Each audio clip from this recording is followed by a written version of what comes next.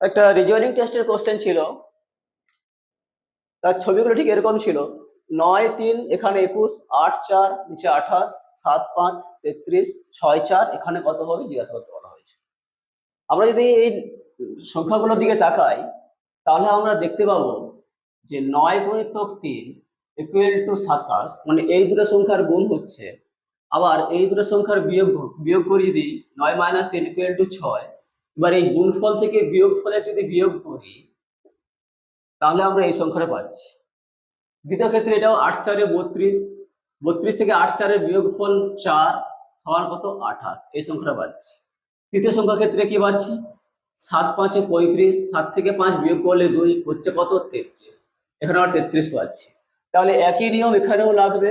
এখানে কি হবে না 6 × 4 সমান 24 মাইনাস 6 থেকে 4 বিয়োগ করলে বিয়োগফল কত হয় 2, তাহলে 24 - 2 = 22। তার মানে জিজ্ঞাসা চিহ্ন জায়গা হবে 22। এখানে অপশন সি কারেক্ট।